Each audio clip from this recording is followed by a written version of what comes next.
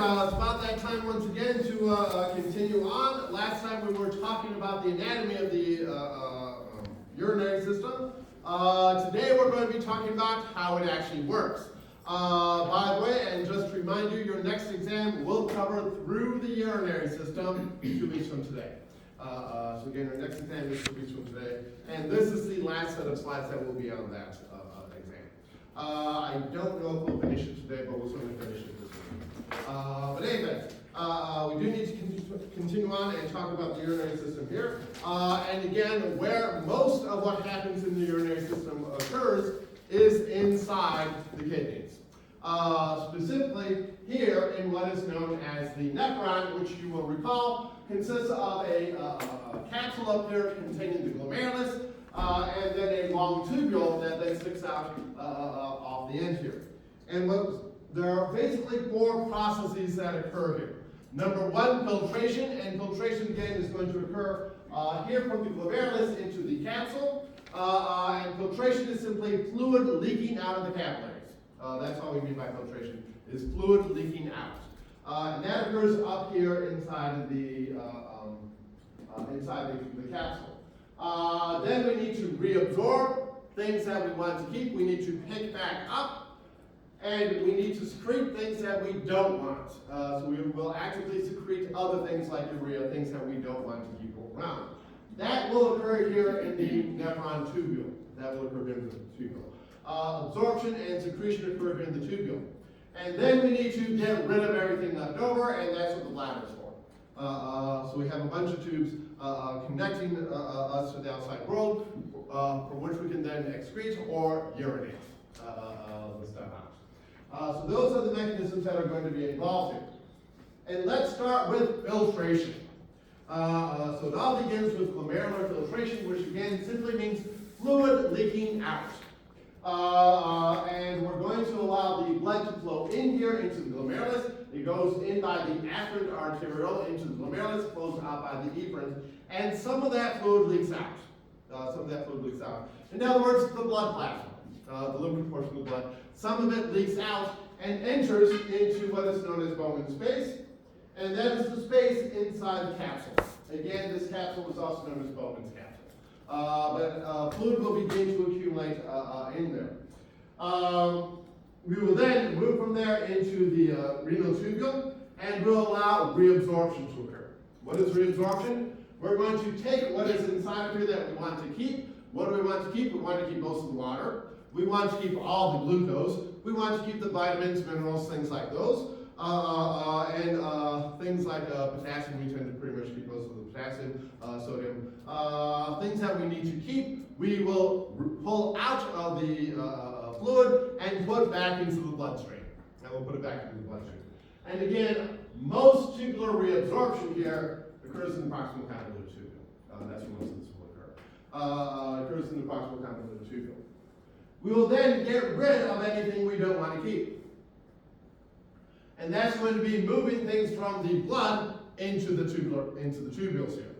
And that occurs throughout the tubule here, both the proximal convoluted tubule, the loop-pendling, and the distal convoluted tubule, and the collecting duct as well. We will then put things in that we want to get rid of, things that we want to get rid of. What kinds of things we want to get rid of? Waste products. Waste products for the most part. And electrolytes as needed.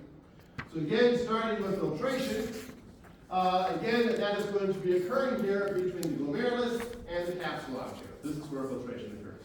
And it is largely indiscriminate. If it's in the plasma, it leaks out, with one big exception. There's one big exception. But basically, anything that is inside this fluid inside of here, it can leak out if it's small enough to get through the pores. It will leak out.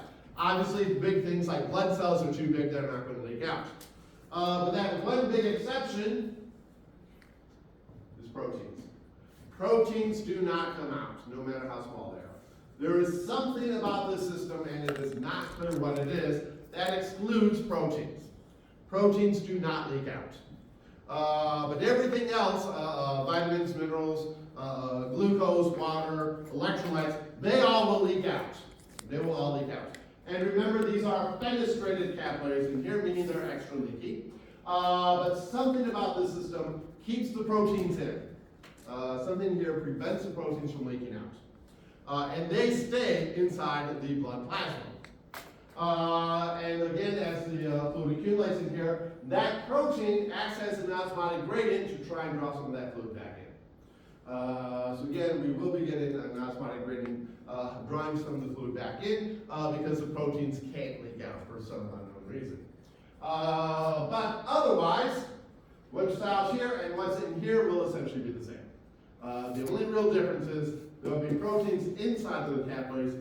There will not be proteins out in here. You should never find much in the way of protein inside the urine. It just should not happen. All right. Now, as we're taking a look here at the glomerulus, again, there's a little knot of capillaries here. So you can see, first of all, we have the afferent arteriole coming in. We can see the efferent coming out. You'll notice the afferent is a little bigger than the efferent because more fluid is coming in than is going out. And you'll also notice sitting on the outside of these capillaries, we have these cells here. These cells are called podocytes. These are known as podocytes. And these podocytes are covering the glomerulus. And in between these podocytes, again, they have these extensions sticking out here that sort of interdigitate with each other. Those extensions, by the way, are called pedicels. Those are the pedicels. And in between them, we have what are called filtration slits. The filtration slit is simply the space here, that little gap between these podocytes. That's the filtration slit. And something about that filtration slit prevents proteins from passing. Something about that filtration slit keeps the proteins from coming out.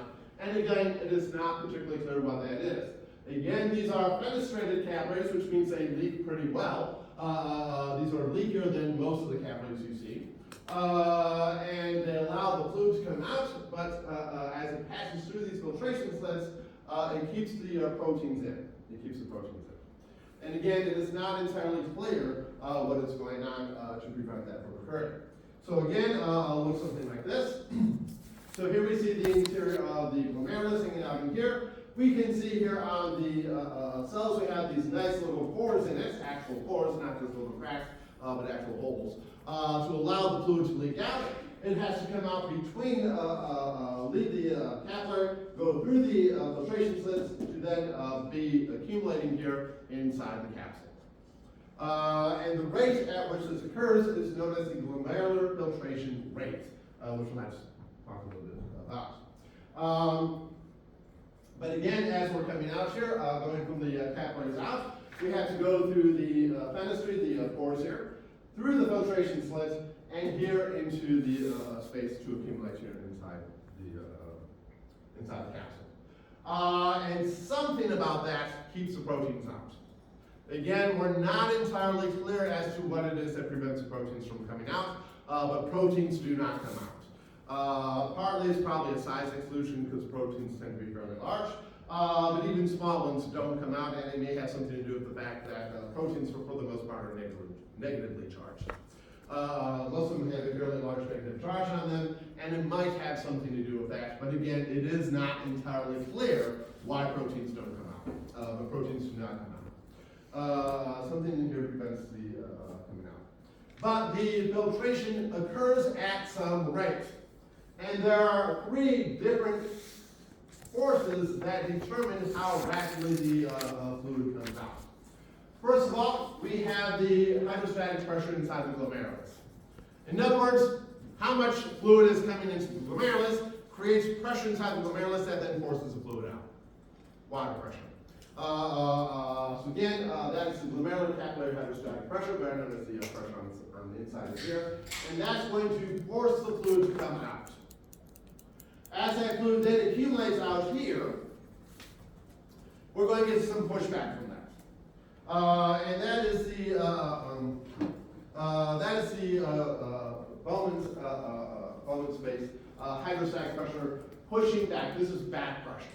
So as we initially have this fluid coming out, it accumulates in here, and that creates a back pressure pushing back. And then finally, because we're not allowing those proteins to come out, so they're staying up in here, they create an osmotic gradient to help draw the fluid in, and that's going to be the glomerular osmotic gradient. So we have osmotic pressure pulling the fluid back in. Add all three of these together, again, the one pushing out is the hydrostatic pressure from the inside of here. Pushing back on it, we have the hydrostatic pressure out here, plus the osmotic gradient created by the proteins. Add it all up, and you get the glomerular filtration rate. We end up with what is known as the glomerular filtration rate. And that is the amount of fluid entering the capsule per unit time. Again, the glomerular filtration rate, and this is one of those things that your body controls very, very carefully. So we spend a lot of time making sure our GFR is in the right range.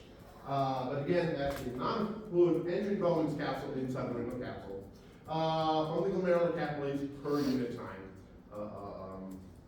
That is the glomerular filtration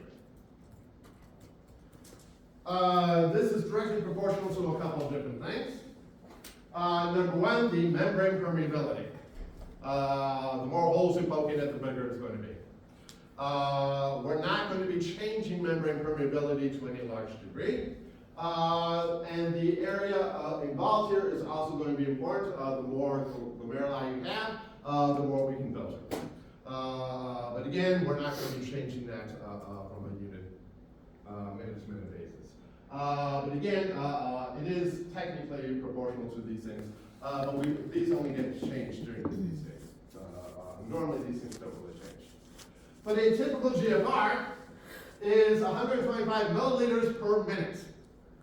125 milliliters per minute. Is that a lot or is that a little? A lot. That's a lot. That is in fact quite a lot. So again, we're losing about 105 milliliters per minute, and if you multiply that out over the course of a day, we are filtering the entire blood plasma about 60 times a day. So we're going through the entire fluid volume of our bloodstream several times an hour. In other words, that's a lot. Which means we need to pick all that fluid back up again. Otherwise, we would dehydrate very rapidly.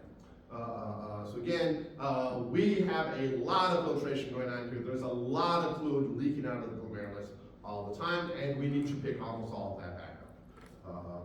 We need to pick that back up. So again, we have a very tight control over our GFR. So we don't lose too much.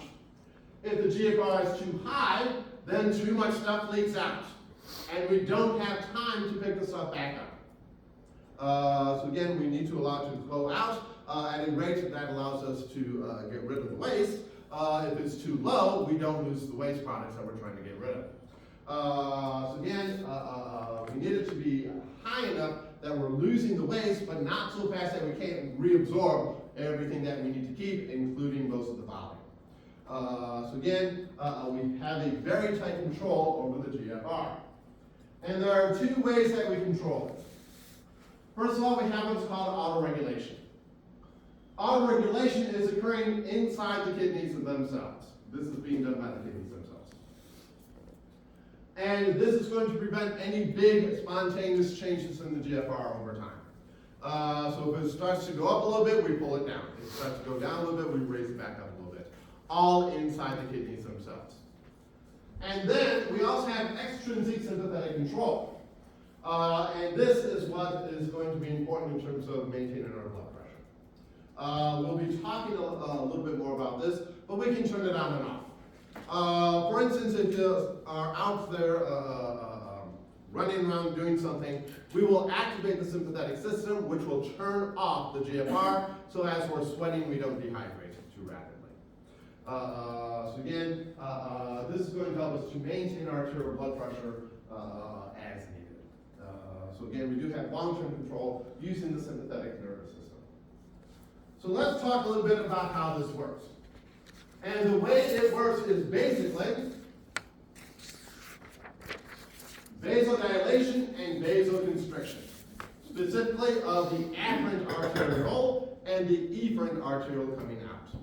So again, the afferent arteriole is controlling the amount of fluid that's flowing into the glomerulus, and if that increases, if we increase the flow in, that increases the pressure inside the glomerulus, and more fluid leaks out. If we squeeze down and vasoconstrict that afferent arteriole, less fluid goes into the glomerulus, less fluid leaks out. So this is the primary way that we're going to go about this.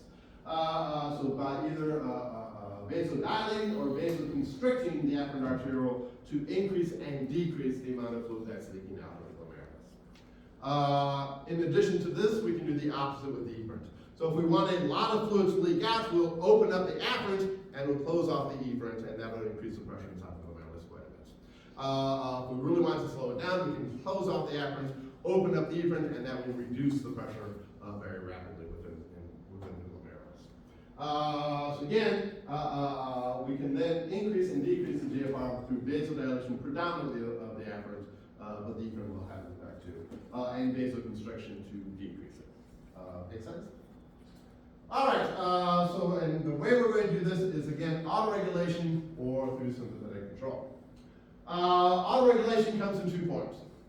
First of all, we have what is known as the myogenic mechanism, and this is going to increase the pressure inside there.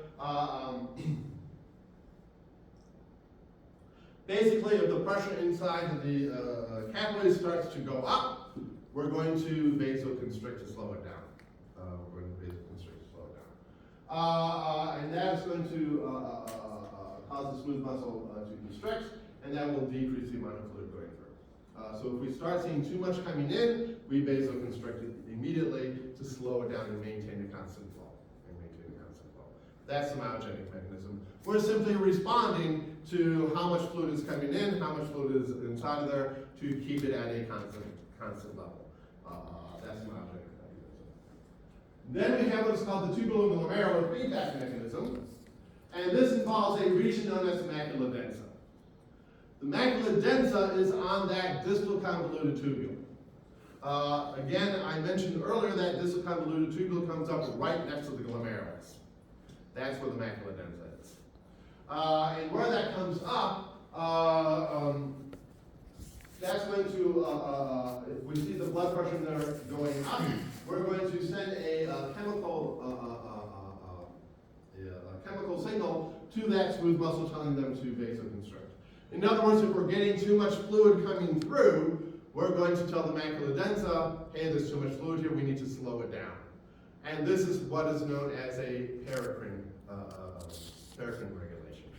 The macula densa will send a short-range signal to the smooth muscle telling them to vasoconstrict. If we see a decrease in the pressure going through there, we'll do the opposite. But again, this is a paracrine regulation going on. And again, it all involves this what is known as the macula densa. So again, this is what the structure looks like. Here's our glomerular capsule hanging out over here. Here's our glomerulus. And this is then the distal convoluted tubule coming up over here. So the loop effectively came down and it came right back up right next to the glomerulus. And this right here, this is the macula densa right here. So the macula densa is right here inside the distal convoluted tubule hanging out right here. And if there's too much fluid running through here, it will send a signal to the smooth muscle over here telling them to vasoconstrict and slow down the amount of fluid coming out. If there's not enough fluid, it will tell it to vasodilate. And that's the juxtaglomerular system here. So again, it all has to do with how much fluid is running through here, and we're going to try and keep it at a very even level by allowing a feedback between here and here. And again, this is a paracrine regulation, a short-term hormonal kind of regulation going on. All right, so that is the glomerular regulation. And those are all occurring within the kidney itself. It's regulating its own self. That's autoregulation. We also have extrinsic sympathetic activity through the sympathetic nervous system. And that will cause vasoconstriction of the afferent arteriole. So if something happens out there, you activate the sympathetic nervous system, it causes vasoconstriction and slows down the GFR. It turns it off. Why? Because again, this is your fight or flight mechanism. So you either want to maintain your blood pressure so you're ready to run away from whatever is chasing you, or if you're having to fight it off, you're likely to start bleeding, which will tend to decrease your blood pressure. This will help to maintain the blood pressure. So again, by turning off the GFR, we maintain our blood volume. We maintain our blood volume by not losing it into the urine. So again, during sympathetic stimulation, we turn off the kidneys. We turn the kidneys off. And that maintains blood volume, thereby maintaining blood pressure. Okay, so that is what the GFR is. Are we clear on what GFR is and how we can change it? Again, biggest way to change it, simply constrict or dilate that afferent arterial glomerulus. And there are a couple of different ways of doing it. So, how can we measure this? Well, we can measure this by looking at what is known as renal clearance. In general, clearance is how rapidly do we remove things through the kidneys. That's what we mean by renal clearance. When we clear something, we're removing it. And we can calculate this by measuring the concentration of whatever happens to be in the urine times the amount in the urine flows out and divided by the plasma concentration. Will I ask you to do this on an exam? No. Don't worry about doing this calculation on an exam. I'm not going to ask you to do it. But I will ask you to remember what the basic concept here is. As the concentration in the plasma goes up, that means our clearance rate is going down. If it's going up inside the urine, the clearance rate is going up. And if we increase the amount of urine production, obviously that's going to increase the clearance rate. So again, clearance rate is how rapidly are we removing a substance from the bloodstream. And we can use this clearance rate to measure the GFR. So we can measure this using this clearance rate. By looking for something that is filtered out, shows up in the urine, and measuring how rapidly it shows up there. That is how we can measure the GFR. And this is simply because the excretion rate, the rate at which it shows up in the urine, is equal to the filtration rate, the GFR, plus the secretion rate, minus the reabsorption rate. So if we have a substance and it's cleared, it is filtered out from the kidneys, if we pick it back up, less of it's going to show up in the urine. If we put more of it in, more of it will show up in the urine, is what all this is telling us. But if we have a substance out there that is not secreted and not reabsorbed, then the excretion rate is the GFR. Then the excretion rate is the filtration rate. Does that make sense? So one more time, if we have a substance that's hanging out in the bloodstream that is freely filtered, it comes out of the urine at the same rate as the GFR. If we don't secrete more of it into the tubule and we don't pull it back out, then the rate at which it shows up inside the urine is the rate at which it was coming out of the glomerulus. Does that make sense to everybody? And it turns out there are a couple of things out there that we can use to do this. One of which is called inulin. Please note this is inulin, not insulin, two different things. Inulin is something very different from insulin. Insulin's a hormone, inulin is not. So we can use something called inulin. Inulin is something that is found in certain foods, like broccoli has inulin in it. It is neither absorbed nor secreted. It is neither absorbed nor secreted, and therefore appears inside the urine at the GFR. It is neither reabsorbed nor secreted. So all we have to do is measure how much of it is in the bloodstream, how quickly does it show up inside the urine. That tells us the GFR directly. We just need to look to see how rapidly a certain amount shows up inside the urine. So again, there's something out there that is neither absorbed nor secreted. Or we could use something called creatinine. Creatinine is, again, not secreted, not reabsorbed. It does have a very small secretion rate. A little bit is secreted. So slightly higher, slightly overestimates the GFR here. But it's pretty close. But it's pretty close to what you give inulin. So we can use creatinine, which is being produced by the body all the time. All we have to do is measure the plasma concentration and compare that to the concentration in the urine. Tells us the GFR. By the way, creatinine here over here, again, not creatine, two different things. Creatinine is one of those things that's measured on a normal blood test. That's one of the things you look for in a normal blood test. It's also one of the things that's picked up in a normal urine test. So again, that's why we're looking at these things. We're measuring the GFR, telling us how well the kidneys are working. But again, that tells us the GFR, tells us how rapidly the fluid is leaking out of the glomerulus. And that is step one in urine formation. So number one, we allow fluid to leak out of the glomerulus into the Bowman's capsule. That's filtration. We then need to move that into the renal tubules, where we will then undergo absorption and secretion. So we now need to talk about those. Reabsorption simply means picking things back up. This is a very selective process. Again, most things are freely filtered, meaning that if it's in the plasma, it shows up in the filtrate coming out into the capsule, then moves into the proximal convoluted tubule, down the loop appendage, back into the distal convoluted tubule. Some things we then pick back up. Whether we pick it up or not depends very much on what it is. Some things we pick up almost all of it. Other things we don't pick up at all. So again, some things we pick up almost entirely. Other things we don't pick up at all. Glucose is almost entirely reabsorbed. And it is reabsorbed in the proximal convoluted tubule. The vast majority of reabsorption occurs in the proximal convoluted tubule. I don't care what it is.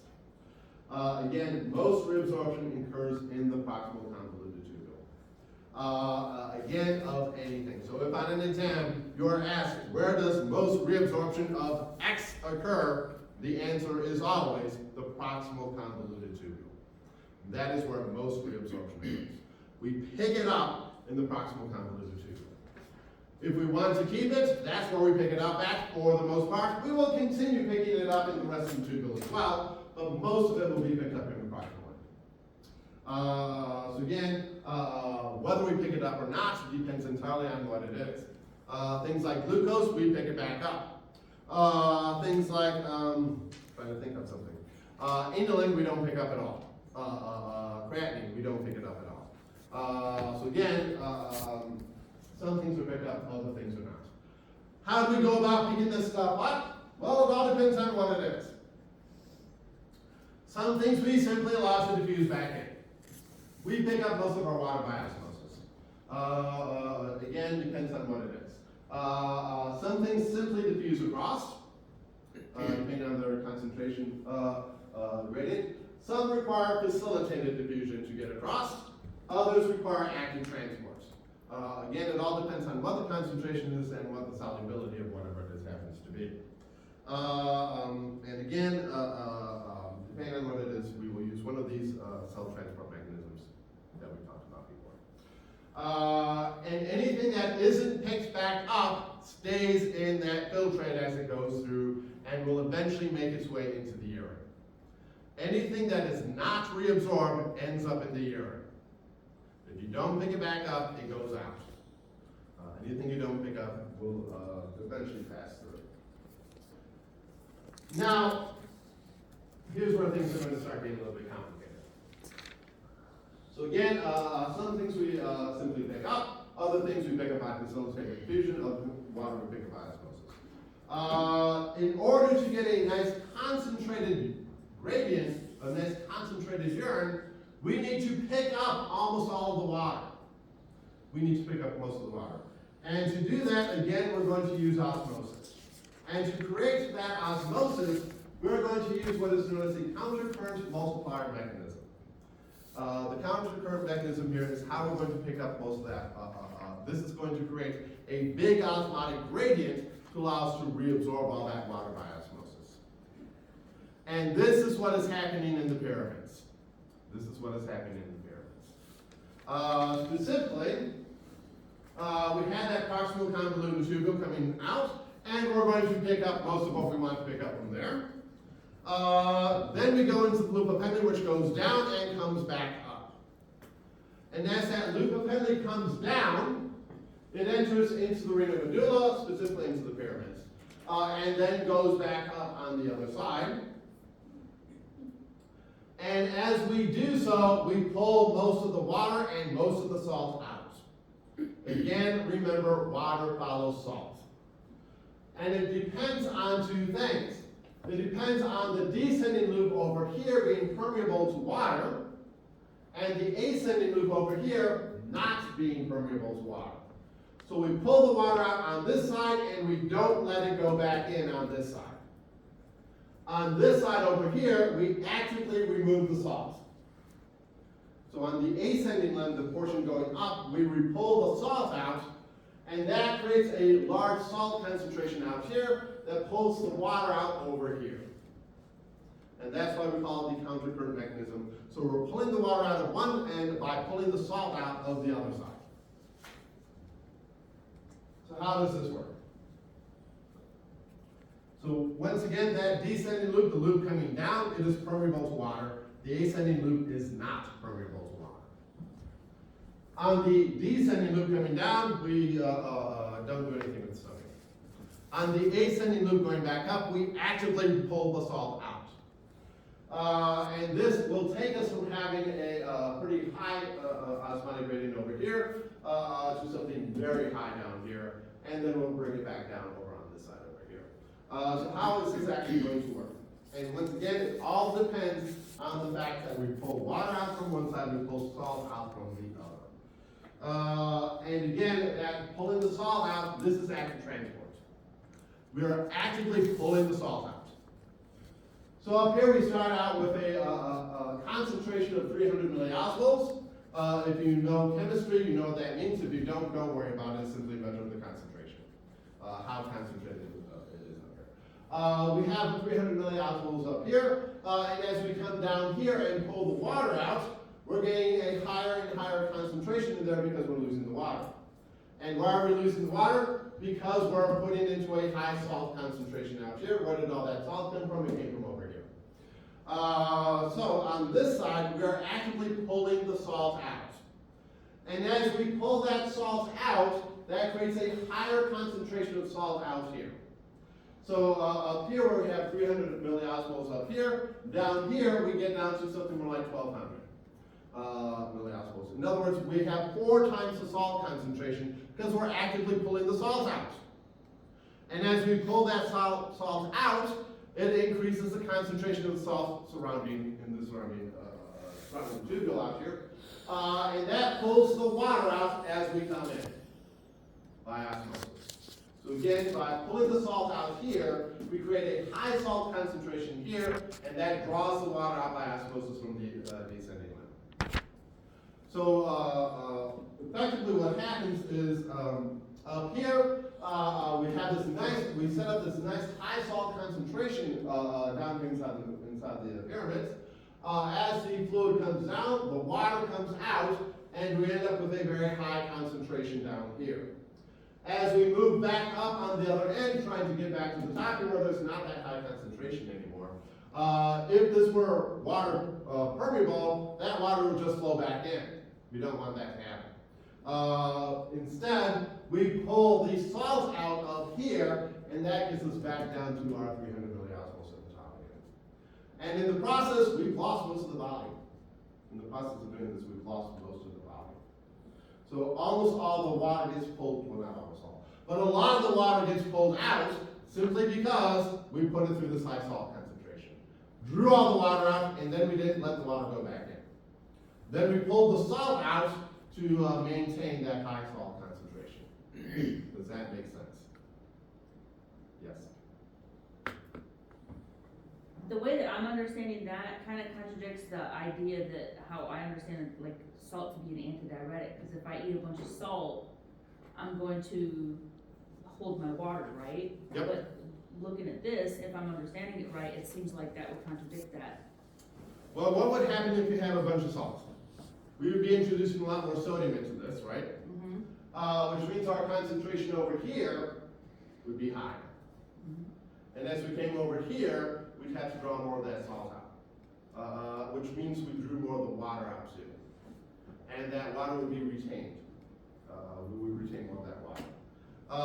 Because we're not done with this yet. There's one more step here. There's one more step here. At the top here, we're back up to basically a normal concentration. The same concentration we started with, 300 milliosmoles or so. We then run the collecting ducts through here as well. And that draws all the water out from the collecting duct. And as we draw the water from the collecting duct, what is left over will have this very high salt concentration down here instead. Wait a few more slides, see if you still have the same question. Okay. Again, we're pulling that salt out by active transport. We are actively removing the sodium chloride. We're actively removing the salt. So again, we're actively removing the salt here. This is not a passive process. It's not diffusion. We're actively removing it. And then at the end, so again, we set up this very high salt concentration down here by pulling all the salt out. We then run the collecting ducts through here as well, and that draws the water out of the collecting duct. That pulls all the water out of the collecting duct over here, leaving us with a very highly concentrated urine down here. Leaving us with a very highly concentrated urine down here. We're then going to draw more of the water. So if we get more salt inside of us, that's going to increase the osmolarity, causing us not to lose as much of the water because we're going to retain it more. Does that make sense? Kind of, sort of. It's not exactly how that works, but it's close enough. Make sense? Sort of, kind of. All right. So again, starting up here, we draw most of what we want to keep running up here. We then have this loop of Henle coming down here, creating this coming down here, and we're pulling all the salt out over here, creating a really high salt concentration here, which pulls the water out over here. Pulls the water out from this side. As we go back up, we pull all the salt out, and then we run it through it again, and pull even more of the water out. Leaving us with a very highly concentrated urine at the very end. So, what about all this water that was coming out over here? Where does it go? Why doesn't it just dilute all of this? Because the peritubular capillaries are running through here too. And as these peritubular capillaries come out here and circle around all of this, the water flows into the capillaries. The water flows into the capillaries over here. And as they come back out, they're permeable to water, they pick up water again. So again, as they're water permeable throughout, so as they come into this high salt concentration, yeah, the water's going to come out of them, but it's going to flow back in on the other side. And this is going to pick up all that water. This is going to pick up the water. And that is the counter-current mechanism. Does that make sense to everybody? So we're going to pick up the water through the peritubular capillaries. We're going to allow them to absorb the water. We're going to allow them to be water absorbable. By the way, this is the part of the kidneys that people have trouble with. This is the part of the kidneys that people have trouble with. So, one more time. Just to make it a little more complicated, we then throw in urea as well. We then actively reabsorb our urea from the collecting ducts. So the urea is going to contribute to all this. Again, urea is a waste product, and ultimately we want to get rid of this. But as we're coming down through here, we're going to actively pull out the urea here to increase the salt concentration out here even more. Give us an even larger salt concentration out here, and increase the osmotic rating even more.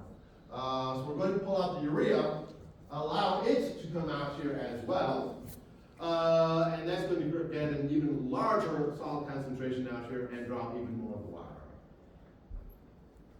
We will then reabsorb that urea because ultimately we do want to get rid of it. Ultimately it is a waste product. And we will allow some of that urea to just circle around and just recirculate through here. So again, urea is a waste product. It comes out of the collecting duct into this fluid space inside of here, and then this diffuses back in over here. It crosses some membranes without control and comes out. So we're going to use urea here just to make it a little more complicated, essentially, and use urea to further increase the salt concentration on the outside there, draw even more of the water out. All right. So we're continuously doing this. So one more time. Water is being drawn out of the collecting duct as it passes through this very high osmolarity out here, and then finally at the very end we have our urine collecting down here. So one more time, we have our blood coming in here. The liquid portion, some of it leaks out, a fair amount of it leaks out, and enters here into the Bowman's capsule. That's filtration. It then goes to the proximal convoluted tubule, and we draw most of what we want to keep, the glucose, the vitamins, the minerals, the electrolytes. We pull them back out, and we secrete stuff that we don't want to keep, things like urea we actively secrete. We then come down here into this very high salt concentration down here, and as we're coming through here, we're drawing the water out. That water comes out, makes its way into the capillaries, and drains away. Then as we go back up here on this side, we pull all the salt out, which number one gives us this high salt concentration down here, and then decreases the osmolarity, decreases the concentration inside of there, so that the volume here is much smaller than the volume we had over here. We then run it through one more time, and as we're coming down through here, we're pulling the urea out too. Further increasing the salt concentration out here, further pulling even more of the water out over on this side, leaving us with a very highly concentrated urine down here at the end here. All using osmosis. To pull that water out. We then re-pick up the urea again and eventually lose it into the urine. Again, as the capillaries pass through, they pick up all that water and they carry it away. And they drink the water away. And that is the countercurrent mechanism. One more important point, this is only done by about 15% of the nephrons. Most of the nephrons are cortical, meaning they're not participating in this. This is the juxtamedullary nephrons that are doing this. Most of the nephrons are up here where we don't have that high salt concentration. They only see that high salt concentration as they pass through the collecting duct, and then we just draw that water out. This is being done by the juxtamedullary nephrons that have that deep loop and they come down here. So again, this is only about 15% of the nephrons that are doing this. All right. So that is that is how we reabsorb things. Particularly, this is how we reabsorb most of our water is by throwing that collection duct through here, pulling it all out by osmosis. Now, depending on what's going on, we may not want to absorb a whole lot of that water. We might want to retain it instead. We might want to lose that water. If you've just drank a gallon of water, we need to flush it out. And we can do that by changing the permeability here in the collecting duct. We can change the permeability here in the collecting duct using something called antidiuretic hormone. We've seen antidiuretic hormone before. Who remembers where we saw it? Yes. Posterior pituitary. This is coming out of the posterior pituitary. This is coming from the posterior pituitary. The posterior pituitary produces antidiuretic hormone. And what antidiuretic hormone does, it inserts what are called aquaporins into the collecting duct. What are aquaporins? Water pores. It increases the permeability of the collecting duct. So if ADH is being produced, we make it more permeable and more water comes out. And we're able to absorb more water. If we don't want to absorb the water, we want it to pass through, we turn off the ADH, and the urine just passes straight through without picking up the water. And you end up with a more dilute urine instead. So again, this is made by the posterior pituitary in response to either changes in blood pressure, i.e. blood volume, or osmolarity, i.e. increases in the salt concentration. In other words, both cases here where we want to get more water into our blood. Or more correctly, retain more water. So again, if we become dehydrated or sweating a whole lot and our blood is getting a little too thick, we will want to not lose any excess fluid through the urine, so we produce ADH to retain as much water as we can. If you've got your blood pressure starting to drop, we want to maintain our blood pressure by increasing the blood volume as much as we can. We want to retain as much water as we can. Both of those conditions will cause us to produce ADH, which will then cause us to put these aquaporins in and retain as much of that water as we can.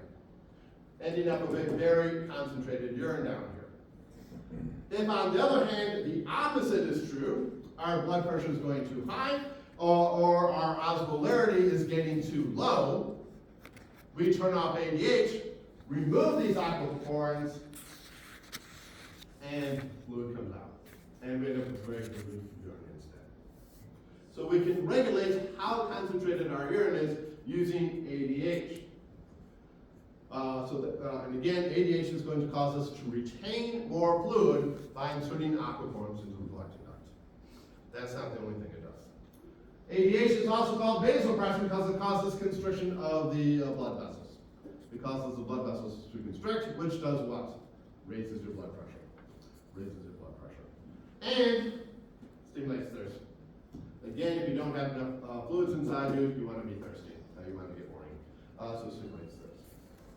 So that is what ADH is doing for us, and that is one of several hormones regulating how the kidneys work.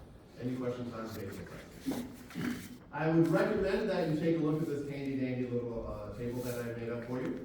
So on an exam, if I ask you what will happen to ADH if blood volume increases, you can tell me, well, that's going to cause a drop in ADH, which will decrease our fluid volume by increasing urine production.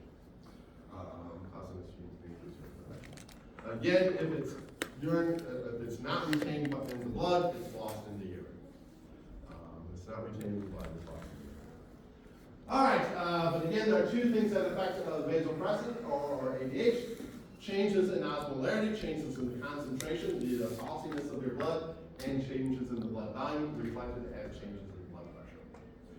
Both of those will have effects on the ADH.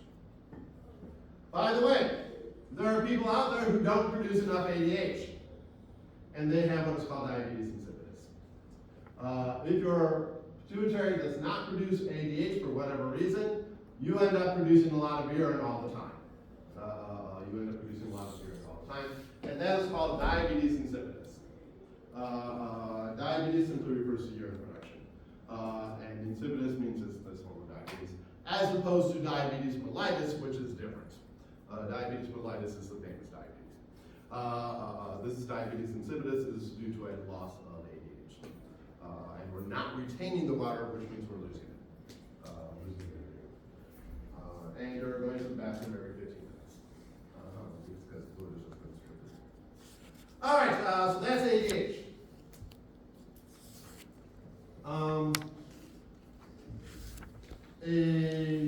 Back here, by the way, I forgot to mention back here. This is reabsorption. We also had secretion going on, which I don't, must be coming up. Never mind. I'm sure it's here somewhere.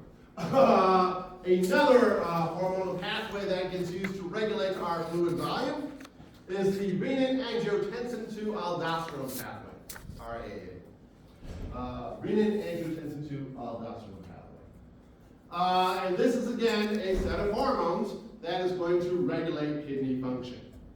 And what happens is, number one, something is produced called renin. Renin is a hormone being produced by the kidneys themselves, specifically something called the juxtaglomerular cells. The juxtaglomerular cells are between the proximal convoluted tubule and the glomerulus, hence juxtaglomerular next to the glomerulus. And if they see a drop in blood pressure, i.e. blood volume, they will produce more renin. So if our blood pressure starts to drop, i.e. there's a drop in blood volume, we will produce more renin. And renin will then convert something called angiotensinogen into angiotensin 1. Angiotensinogen, again, anytime you see ogen on the end of a term, it means that there's an inactive precursor. And angiotensinogen is then converted into angiotensin 1. Angiotensin 1 is then, again, that angiotensinogen is floating around in your bloodstream all the time. That angiotensin 1 is then converted into angiotensin 2 by something called angiotensin converting enzyme, or ACE. ACE is angiotensin converting enzyme. Angiotensin converting enzyme. And it takes that angiotensin 1 and turns it into angiotensin 2, which is the active form. Angiotensin 2 is the active form. And that causes vasoconstriction. Causes this vasoconstriction. Again, angio here refers to the blood vessels. Tensin increases the pressure. It causes vasoconstriction. So again, this is being done in response to a drop in blood pressure. By constricting, that increases the peripheral resistance and we increase our blood pressure. It also makes you thirsty and causes production of aldosterone. Causes us to produce aldosterone. Aldosterone is made by the adrenal glands. The adrenal glands, specifically the adrenal medulla, specifically the zona reticulata, makes aldosterone. That's the medullary cortex. It's the adrenal cortex that does this. But anyway, angiotensin 2 causes production of aldosterone. And what does aldosterone do for you? Well, number one, it increases sodium reabsorption. Causes us to pick up more salt. Where are we doing this at? From the proximal convoluted tubule. This is going to cause us to retain more sodium. Water follows salt. Water follows salt. It will also cause us to lose potassium. So we're going to retain sodium and lose potassium using aldosterone. This, by the way, is the only hormone that regulates potassium levels. This is our only way of regulating potassium is by changing aldosterone. We have multiple hormones that involve sodium, but this is the only hormone used for potassium levels. And this is going to specifically cause us to secrete potassium into the distal convoluted tubule and into the collecting duct. So what does this look like? Number one, where is this all being produced? From the juxtaglomerular cells. Again, the juxtaglomerular cells are these cells hanging out right here. These are the juxtaglomerular cells hanging out here. When they see a drop in blood pressure, they produce renin. Renin then leads to, through a couple of steps, production of angiotensin 2, which then leads to production of aldosterone. Angiotensin 2, once again, will cause us to vasoconstrict, stimulate thirst, and produce aldosterone. Aldosterone causes us to retain sodium, so we then retain more fluid by osmosis. And in that way, we increase our blood pressure. All of this leads to is an increase in blood pressure. The angiotensin causes an increase in peripheral resistance, raising blood pressure. Retaining sodium causes us to retain more water, increasing blood volume, increasing blood pressure. Once again, we have a enzyme in here called ACE-angiotensin converting enzyme, which converts angiotensin 1 into angiotensin 2. Has anyone ever heard of an ACE inhibitor? Any guesses on what an ACE inhibitor is going to do? Yes. Stop angiotensin 1 from being It blocks converted? this step. It blocks this step. Who takes ACE inhibitors? People with high blood pressure? People with high blood pressure. By blocking this step here, all this below that is going to tend to increase your blood pressure. If we block this, that leads to a lower blood pressure. So again, people with high blood pressure, hypertension, will frequently be put on what is called an ACE inhibitor, which will disrupt this pathway.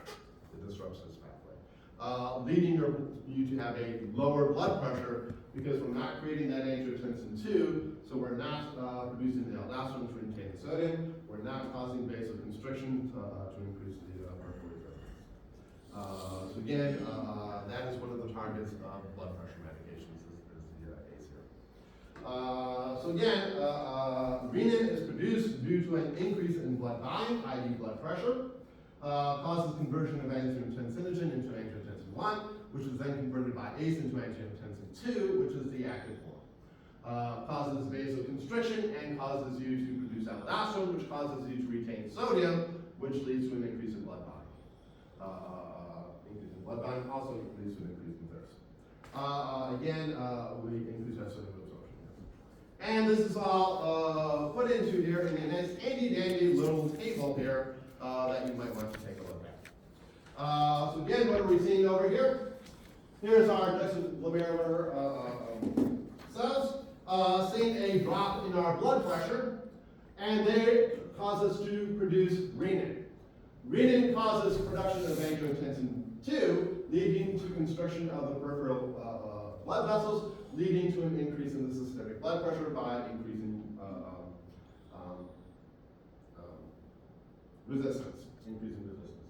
Also causes production of aldosterone, which causes us to increase our blood volume by increasing our fluid consumption, making us thirsty, in other words, and causing us to retain more sodium, leading to an increased blood volume by osmosis, leading to an increase in our systemic blood pressure. All of which leads to an increase in glomerular pressure and turns the system off over here. So again, a nice complicated feedback loop to maintain our blood pressure here within the kidneys. One of the big things the kidneys do is regulate fluid volume. And this is one of the methods by which they do that. All right. We have one more hormone, and that is called atrionatriuretic peptide, or natriuretic factor. They're the same thing. ANP and F are the same thing.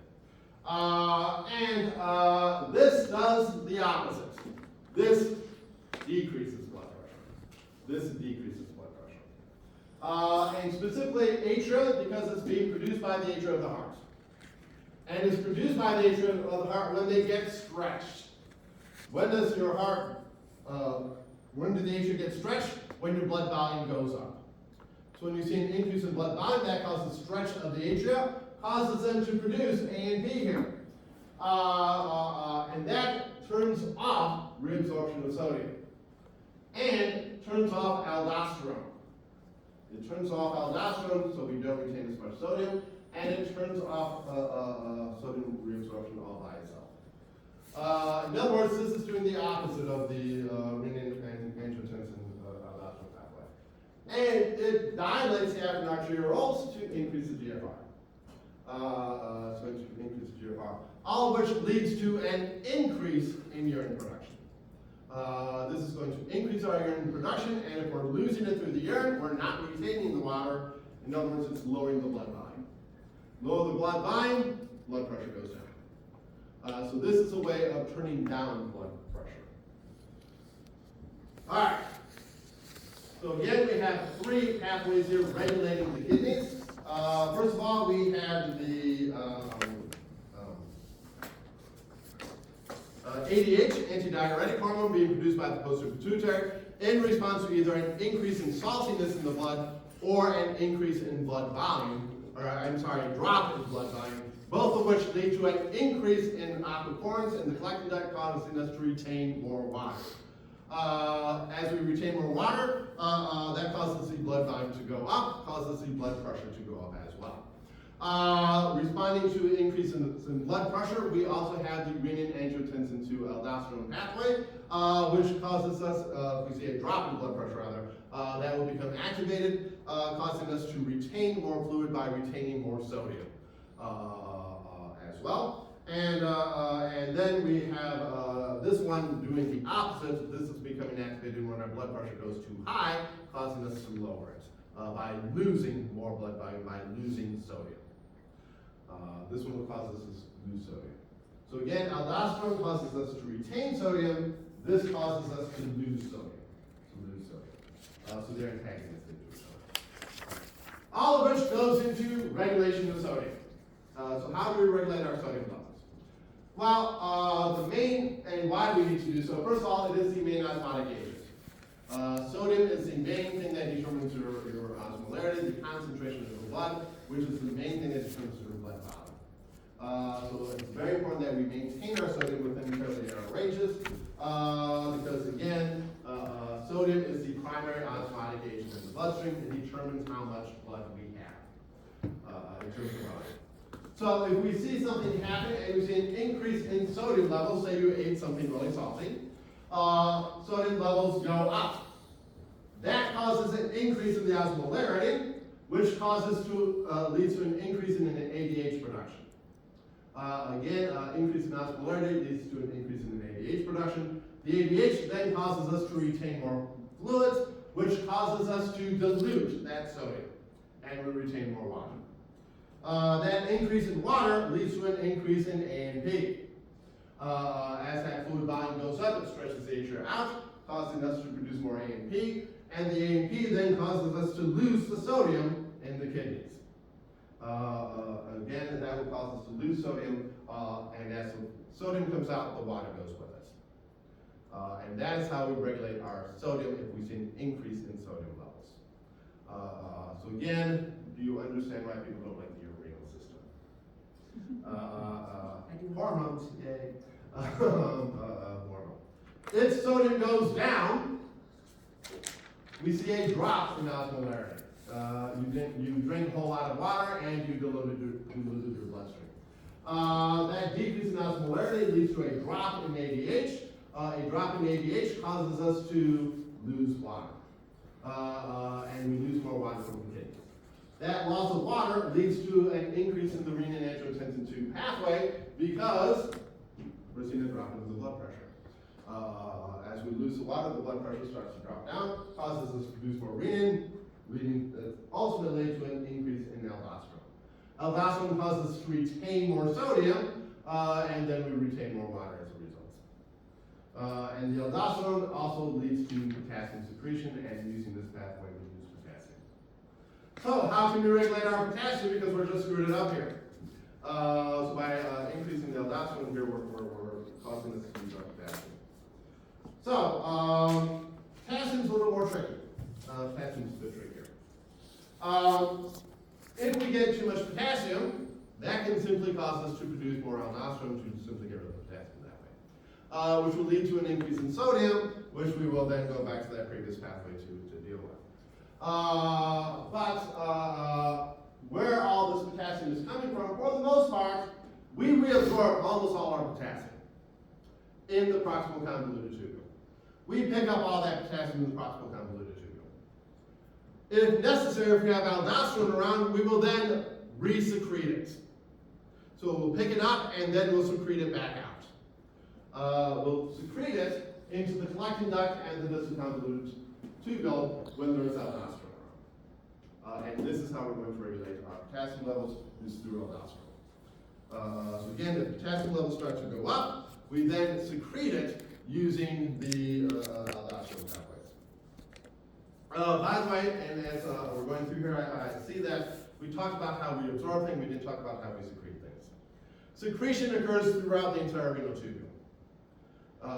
So depending on what it is, some things you'll see secretion in the proximal convoluted tubule, some things like potassium will be secreted in the distal convoluted tubule. Reabsorption is the proximal convoluted tubule. Secretion, it could be anywhere. Throughout the tubule. And how do we secrete? Well, the same way we reabsorb, depends on what it is. Some things we secrete by absorption, by diffusion, some things by facilitated diffusion, some things by active transport, depending on what it happens to be. But anyways, we regulate potassium through aldosterone. And at the end of all of this, we have urine. We've taken our blood plasma, we allowed it to filter out, we pulled out the stuff that we wanted to keep, we secreted the stuff that we didn't want to keep under the control of various hormones, and then whatever is left over is urine. Whatever is left over is urine. And we now need to get rid of the urine. Well, how do we do that? The urine produced by the nephron collects in the collecting duct, passes through the pyramids, we draw more of the water out, and then goes into the minor calyces. The minor calyces flow into the major calyces, which pool into the renal pelvis, all of which are inside the renal sinus. That is then drained by the ureters down into the bladder. So again, urine produced by the nephrons flows into the renal calyces, into the ureters ultimately. From the ureters, we carry that urine down into the bladder by peristalsis. Again, it's not gravity or anything like that, it's peristalsis pushing it through. So the ureters are muscular tubes pushing the urine through using peristalsis. And then the bladder is drained by the urethra. The bladder now is drained by the urethra. So how do we drain that bladder? Well, once again, getting us down there, we have the ureters. They carry the urine from the kidneys down into the bladder, and they go behind the bladder and underneath it. They run behind the bladder and underneath the bladder. And as that bladder starts to fill up, it presses down on the ureters and closes them off. It closes them off. So they go behind and underneath the bladder, and the full bladder then presses down on the ureters and closes them and keeps the urine from going backwards. So as we're using the detrusor muscle to push the urine out, can't go back up the ureters because we're actively pushing down on them with the weight of the full bladder. Again, the urethral openings are towards the base of the bladder. As it fills up, it stretches and gets rounder. It blows up like a balloon. It is lined with transitional epithelium. You all remember transitional epithelium from way back when, right? That allowed us to stretch things out without causing damage to the epithelial lining. Maximum capacity is about 3/4 of a liter. About 3/4 of a liter. Most of us will empty our bladders before we get that high. We'll wait around half a liter. But we have a nice muscle layer in there known as the detrusor. And the detrusor muscle is a stretch activated muscle. And that leads us to what is known as the micturition reflex. Micturition is simply a fancy word for urination. It's just another word for urination. And we have stretch receptors hanging out inside the bladder. And they detect the fact that the bladder is stretching out. They send that signal back up into the brain and then comes back down to the vagus. And sends a signal to the detrusor muscle telling it to contract. At the opening to the urethra, we have two sphincters. We have an internal sphincter that is smooth muscle, and an external sphincter that is skeletal muscle. So we have both a smooth muscle and a skeletal muscle here at the sphincter. That internal urethral sphincter, again, this is smooth muscle. As the bladder fills up, it receives a signal coming back down telling it to relax. Again, it is smooth muscle, it is involuntary, you do not control that one, or rather your brain controls it, you don't. You do not have conscious control over it. And it opens up and the urine starts to enter into the urethra and presses against the external sphincter. Presses against the external sphincter. And you feel that as a need to go to the bathroom. You feel that as a need to urinate.